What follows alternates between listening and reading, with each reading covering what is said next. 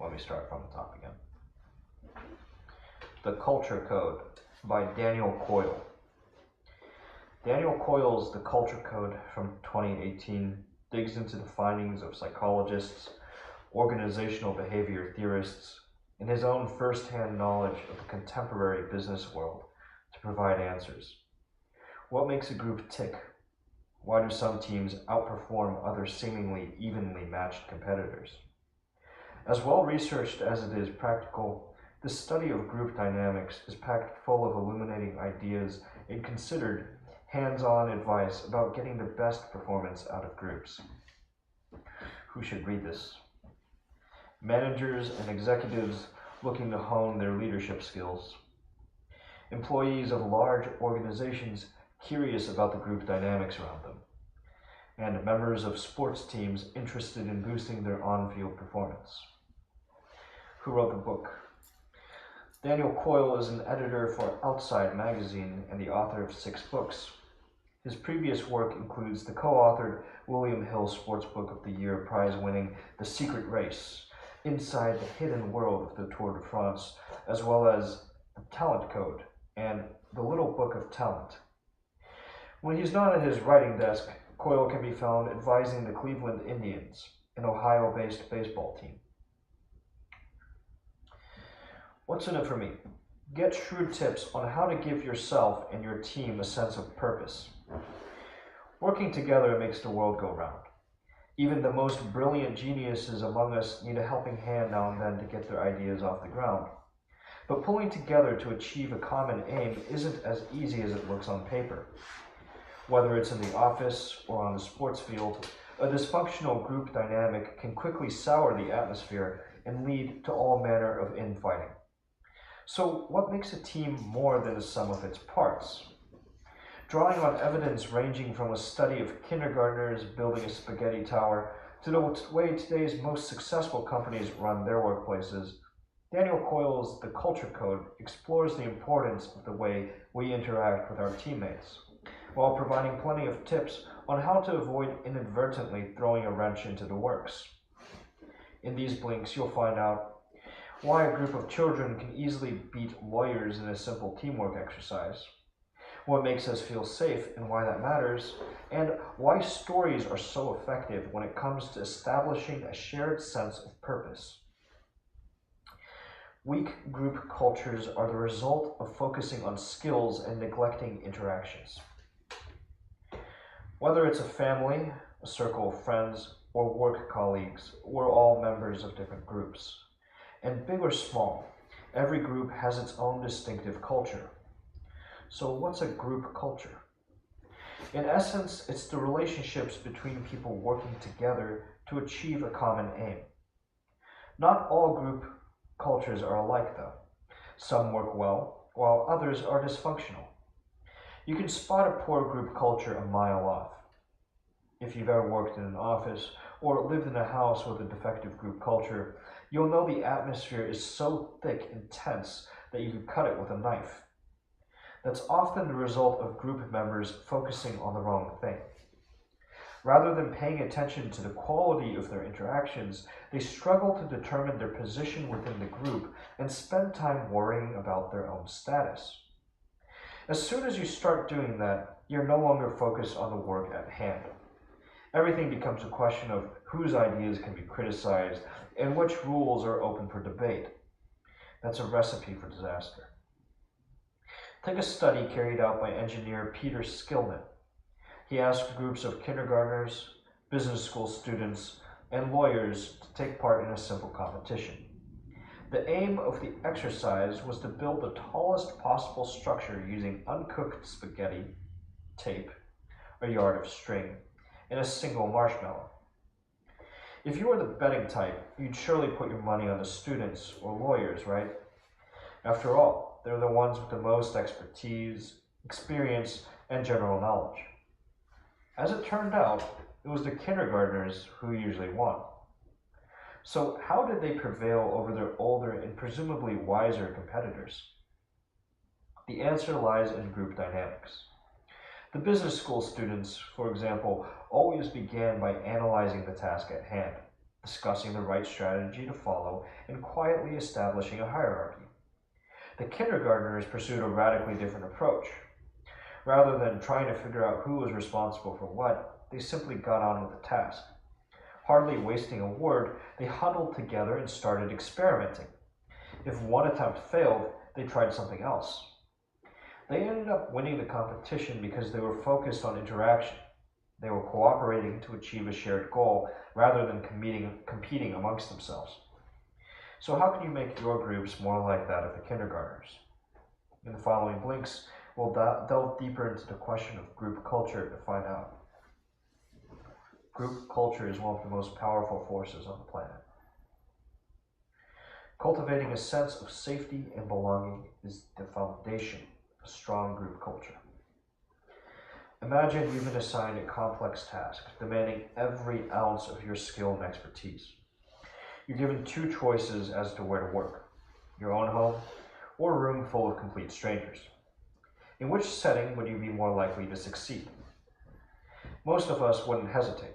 Of course, it'd be much easier in your own home, right? It's a safe environment, and the same principle applies to groups. A group performs at a much higher level if each of its members feels safe. It's worth thinking about the concept of safety a little. What is it, and why is it so important? Safety is ultimately about a sense of familiarity and connections. When we feel safe, we know that there aren't unseen dangers lurking around every corner. A strong group culture nurtures that sense, and that, in turn, boosts individual performance. Take a study conducted by Will Phelps, an associate professor at the University of South Wales. Phelps instructed a man called Nick to assume different roles among various groups that had been tasked with developing a marketing plan for a company. Taking on the guise of an obnoxious idler, Nick would slack off and obstruct the progress of the group's work. In most cases, his behavior was contagious. Those around him mirrored his attitude and started behaving in the same way. Only one group proved immune to this behavior. This was a group in which one of the members, Jonathan, consistently countered Nick's bad attitude with warmth and positivity. By making those around him feel safe and comfortable, he helped the group perform well despite the presence of a bad apple among them. This finding underscores an important point. We perform best when we receive belonging cues that bolster our perceptions of safety. Further proof of this can be found in another study of group performance by Professor Alex Sandy Pentland at the MIT Media Lab. Pentland had two groups of students play the roles of bosses and employees engaged in negotiations about salary, health benefits, and vacations. Pentland then used a so-called sociometer, a data-collecting sensor programmed to pick up belonging cues like eye contact, mimicry, and physical proximity to analyze the negotiations. Paying attention to these cues allowed Pentland to gauge the sense of safety of the participants. Our brains are wired to be constantly alert and on the lookout for signs of danger, so these behavioral traits are a good indication of when we feel safe in our environment. Pentland discovered that he could predict the outcome of the bargaining sessions just by looking at the first 5 minutes of the data he had gathered. It was the interaction that determined the outcome, not what was being said. Group performance depends on behavior that communicates one powerful overarching idea. We are safe and connected. Let people know that you're listening to them and that you know you aren't perfect. So we know that the success of groups depends on making everyone feel safe. But creating a safe environment isn't something that can be picked up from a book. Like honing your soccer skills, it's something that takes time and practice. That said, there are a few tips that might help you along the way. If you want to create a safe working environment, it's essential that you let the people around you know that you're listening to what they have to say. Take an insight developed by Ben Waber, the founder of the behavioral consultancy firm Humanize. Whenever he visits companies or organizations with a successful group culture, he invariably sees the same things. People show that they're listening to each other. They tilt their heads toward the speaker, raise their eyebrows, and hardly blink. They also use, yes, do I need to move down? Yep.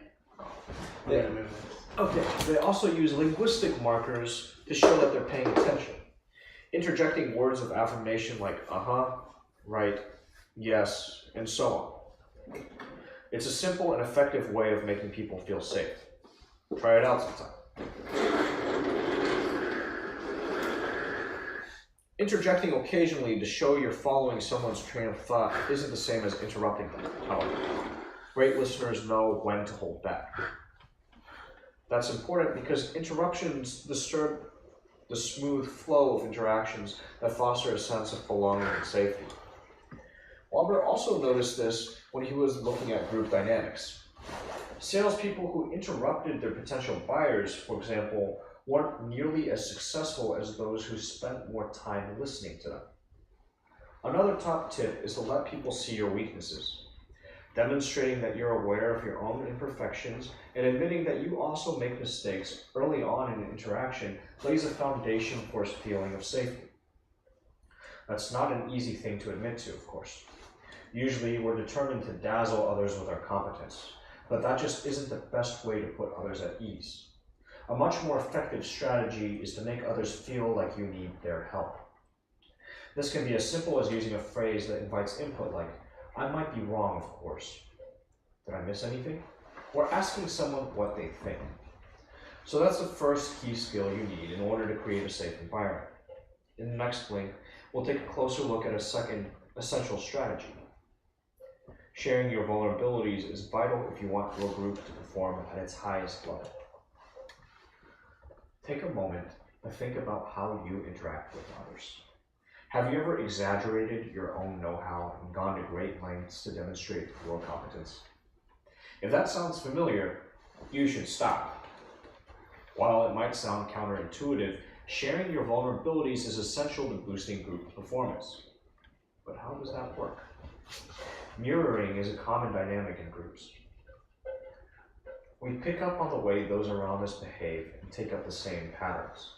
Admitting weaknesses and mistakes signals to other group members that they can do the same. It's a great way to build trust. Jeff Polzer, a professor in organizational behavior at Harvard, calls this a vulnerability loop. This essentially refers to a feedback loop between the members of the group, which generates the sense of closeness essential to cohesive group performance. A dramatic example of this occurred during a plane crash in 1989.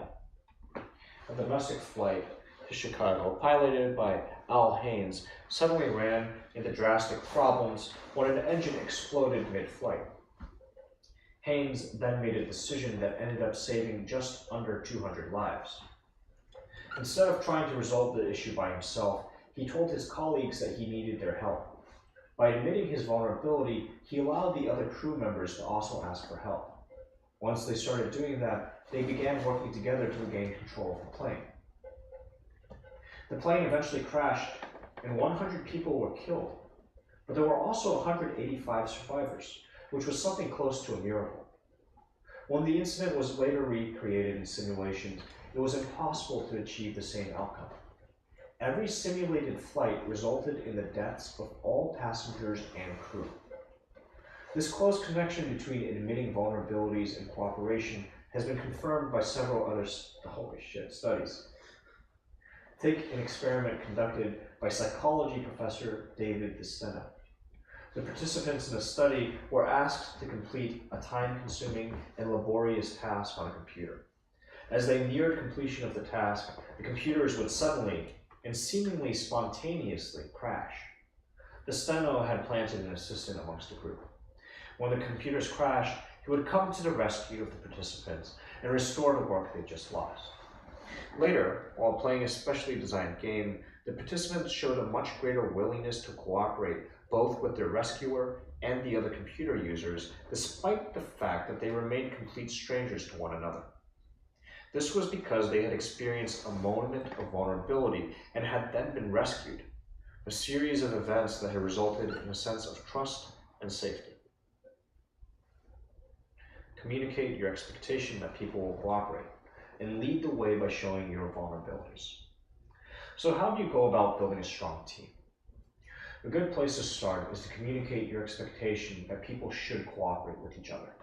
To say that you want to cooperate with someone is another way of saying that you need their help, which is also a way of sharing your vulnerabilities. When you let people know that you're reliant on their help, it lets them know that they can also feel comfortable admitting their shortcomings. It creates an environment in which no one is expected to go it alone and manage everything by themselves. It's a nifty trick that's been put into action by Tim Brown, the head of the international innovation consultancy agency, IDEO. At the start of each assignment, he's explicit about the need for cooperation and tells his colleagues that the trickier the problem, the greater the need will be for the team to work together to develop solutions. That philosophy of cooperation is at the heart of IDEO's success. That might leave you wondering about the role of leaders in all this. The answer is in the word itself. Their task is to lead.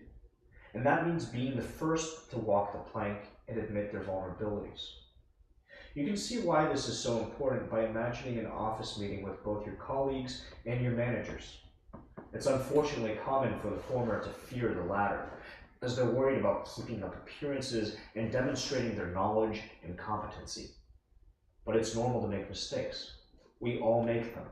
They're part of the learning process, which is why leaders need to be role models and lead the way.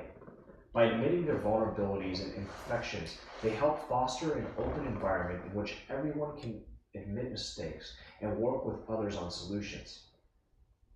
Take the example of the successful American restaurateur Danny Meyer.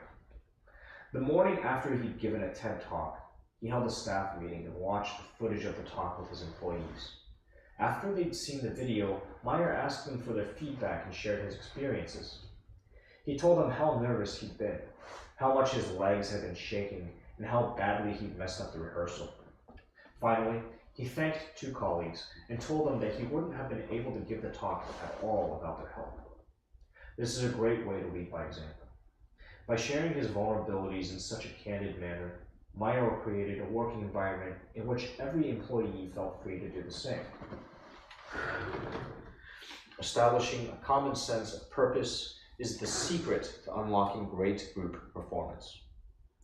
If you've ever played or even just watched a team sport like soccer or basketball, you'll know that the teams that regularly put in a great performance share a strong vision of how to play together and what they want to achieve. That's because a common sense of purpose is key to group performance. Let's pause for a second to define that. A sense of purpose is simply a set of beliefs and values underpinning people's actions. It's what shapes a group's identity and tells others what it stands for. Cooperative cultures can't do without it. A shared sense of purpose provides group members with a common stock of ideas and aligns their behavior. Because a shared sense of purpose is so important to group cohesion and performance, companies often try to create high-purpose environments. This is a way of guiding action around a repeatable purpose that's always at the front of group members' minds. High-purpose environments are packed with signals connecting members of the group to a shared future goal. Think of it like a bridge spanning the present and the future. Before setting foot on the bridge, the members of the group are confronted with a sign saying, "This is where we are today, and this is where we'll be tomorrow." Psychology professor Gabrielle Oettingen has demonstrated in several studies that communicating common goals like customer safety is our first priority helps unite the members of a group while making their shared aim accessible. Bridges are like stories with a distinctive narrative arc. This is an important factor because our minds are highly receptive to storytelling, and data from brain scans consistently proves it.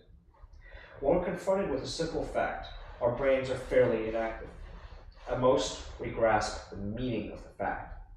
Stories, on the other hand, actively engage our minds.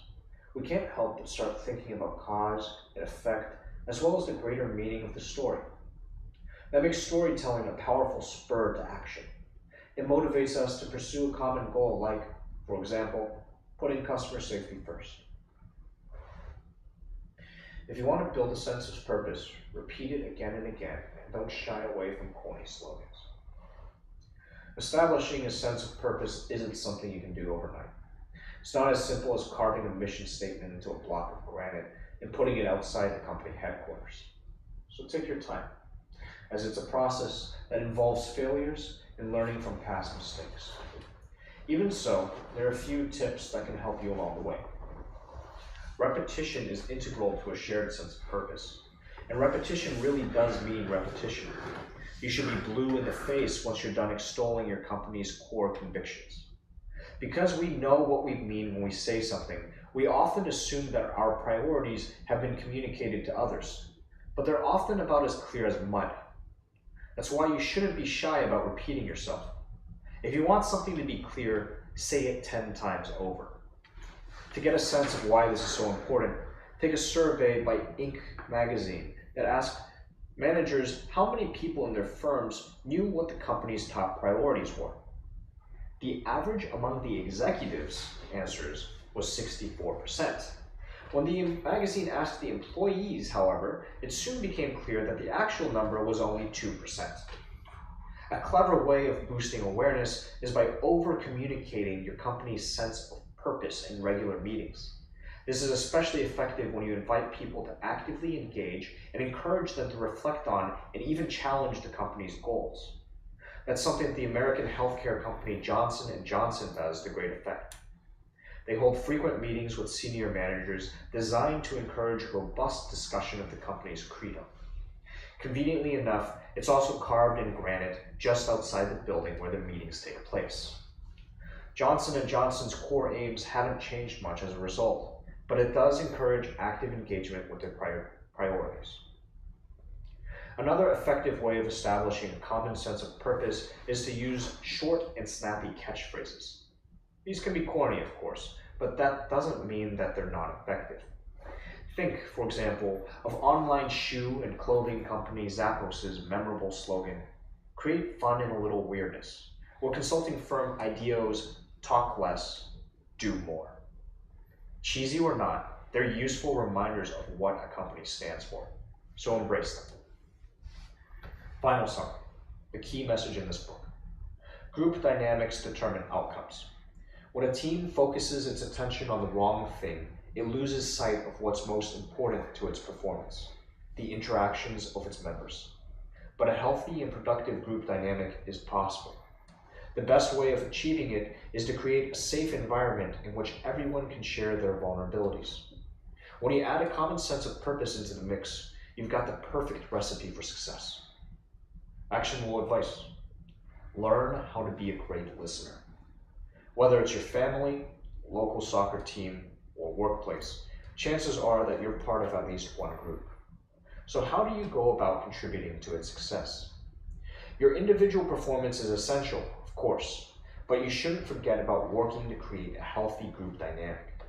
Openness and attention to detail are key, which means not only listening to what other members have to say, but also showing that you're listening. And when it's your turn to speak your mind, make sure to invite others to participate and share their feedback. Suggested further reading, Good to Great by Jim Collins. Good to Great from 2001 presents the findings of a 5-year study by the author and his research team. The team identified public companies that had achieved enduring success after years of mediocre performance and isolated the factors which differentiated those companies from their lackluster competitors. These factors have been distilled into key concepts regarding leadership, culture, and strategic management. One moment, please. I must show this to the camera. That's how I close.